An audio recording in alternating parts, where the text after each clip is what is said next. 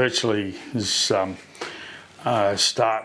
can start one pump or more pumps. This main pump behind us, and also the this multi-stage pump here.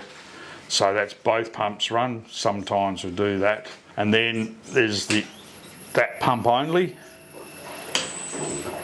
and just started it, and that one's just the main irrigation pump.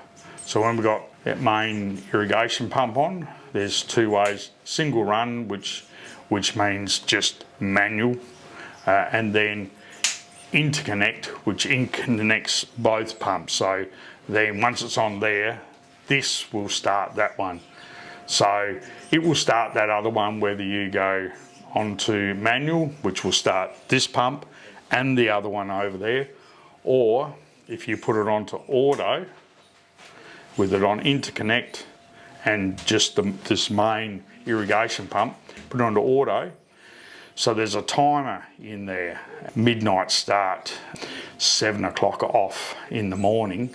So once that's all set, interconnect on just for the irrigation pump, and then press auto start.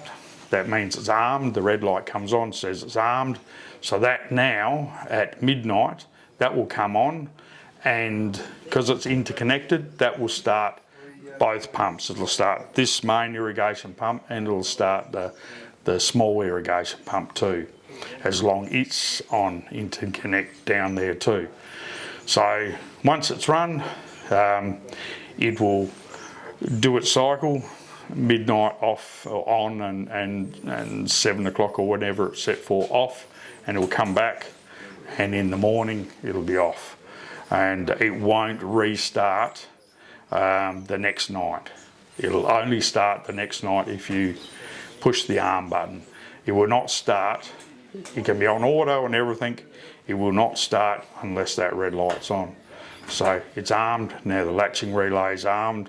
So next time the timer comes around to its cycle, it'll start. And then, so similarly, if it's off, it's on interconnect, and we've got irrigation pump run. So then if we put that onto manual, that would start this pump and start the other pump too, because it's on interconnect. And then if this one stopped through over temp or something like that, or we turned it off, it will stop that other pump down, the little pump there, through the pressure. Its pressure is set just under its working pressure. And also if the little pump, as it has lately, a problem in the starter or motor or in the control circuit, it will know through the main contactor being off, turn the relay on or turn the relay off, which will open circuit the control circuit in here and stop this big pump. Oh, in here there's a variable speed drive on the left here. That is for this multi-stage pump there. That's the auxiliary pump there. That is the variable speed drive for that. It is run actually on pressure switch rather than a pressure transducer. It's got a very slow acceleration and deceleration. It's probably a little more reliable here with the type of water than a pressure transducer. There's no hammer when it turns on and off, and there's really no need for it to keep to a stable pressure, so that's why it's on pressure switch. It's three phase. This soft start, it is soft start only, it's not a variable speed drive. It has been here a long time and has no problems. It's fairly basic, but it is for the main irrigation pump. It has got set up for flow bypass and that, but it's not really used for that now. There's the timer set up, there's the latching relay. One timer, this was done nearly 30 years ago, so before a PLC was really cost effective, but one timer comes on, and that's the on and off. At the moment 12 o'clock 7 in the morning, whatever. The other one is to cancel the latch. All the latch is for when you press this button. All that does is like having someone hold their finger on the button until the timer comes around. But then you don't want that person holding the finger on the button all the time. So then there's a latching relay. You want something to take the finger off the button. So that latching relay is set for a minute or so after the pump energizes on timer. So all that does is take the latch off so that then it doesn't come on the same time the next day. If there's any other type of timer that needs de-energising to reset, that was there for that too. The other interesting things, I suppose, is that there's the telemetry between the two pumps. So virtually all the cabling is interfaced with relays to keep a bit of safety and to make sure there's no chance of anything feeding back. There's a transformer there that supplies 24 volt AC to run the telemetry between the two. So basically there's 2 wires to start the other pump, and 2 wires coming back to, once it's running, the relay is in the control circuit.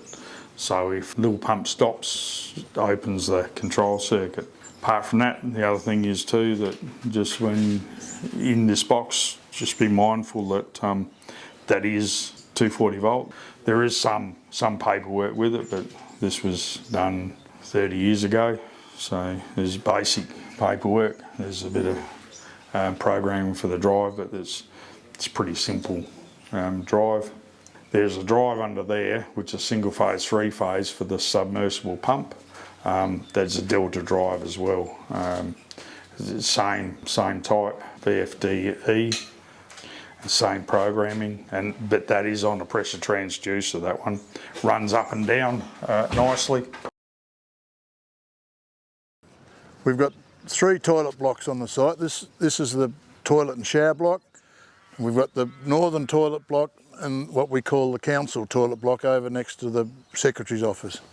They've all got their own septic tanks and grey water tanks, and the water is pumped out of those tanks into the effluent town system. This particular one gets pumped around out onto the road, down, heads south, straight east, gets put into a septic tank at the footy oval. The other 2, the northern toilet block gets pumped to the council toilets, and from the council toilets they go around through what used to be the hockey field, across to the other side road fence, down the inside of the fence to the main pumping station, which then pumps the grey water out to the ponds with the rest of the town water.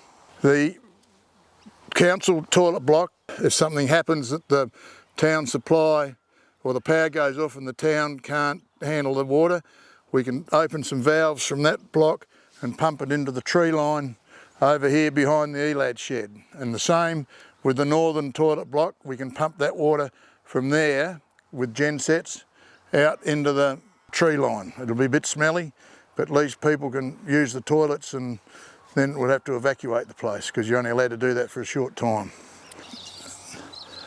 Under there's a 20-inch bore with a submersible pump.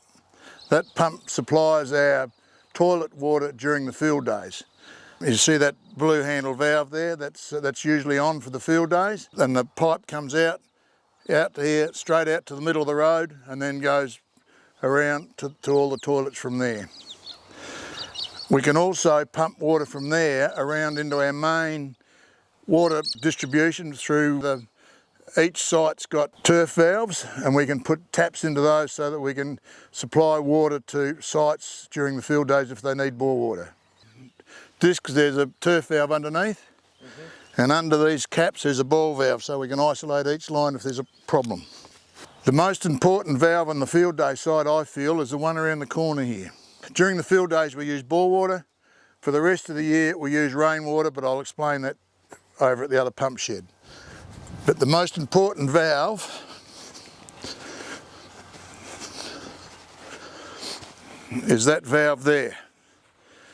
And if people don't know what they're doing, they're better off just leaving it alone, because we can get rid of all our rainwater in a hurry if they turn that on and they don't know, if they leave it on and they don't know what they're doing, we can get rid of all our rainwater, which is all stored over the back there. We have 2 rainwater storage supplies. We've got the big green tank, which we use the water for that to feed to the toilets the rest of the year when the field days aren't on. And we've got 5 poly tanks here which supply water to the showers in the shower block, to the office, to Fisher's shed, so we've got rainwater there, to the sit and snack. Also, we've got 2 pumps in here. The vertical pump is the one that does the showers and the office and the rest of it. And the other pump, the Calpita, does the toilets during the off season. We can swap them around so they can either do either job, so that we've got, it's fairly versatile. If you have a look at the valves, that number 2 valve feeds an inch line down to what we call the Rhino tank, which is down at the line shed. And that's how I pump the water back from the lines tank back to this big green tank out here. That number 3 valve, that feeds the water to the toilet block and the office. The number 4 valve just feeds water in from the big green tank, and that's how I feed water back into the green tank to fill it up. This pump over here, we've got letter C. We can put water back into the same line as what the vertical pump is. If that breaks down, we can still get water through to the showers and everything else. And the D valve is the one that's got to be open, and as long as C's shut, D's open, that feeds rainwater to all the toilets right through the field day site. When that D valve is open and that pumping into the line, the submersible pump that I showed you over at the other pump shed with the blue valve at ground level, that must be turned off. The rainwater pump going to the toilets, that valve there must be on like it is now, and when the field days are on, we turn that valve off and turn the submersible pump on over at the other pump shed. But during the off season, we turn that valve off at the pump shed that's at the submersible pump, and we turn this one on, and that then feeds all our toilets right through the site with rainwater. If this pump that does the shower block and everything fails at any stage, we can undo this valve here, turn this valve on like that, and that will then feed water into the same line as that pump, and vice versa. If that pump fails, we can open that valve and feed water through that way to do what that one does.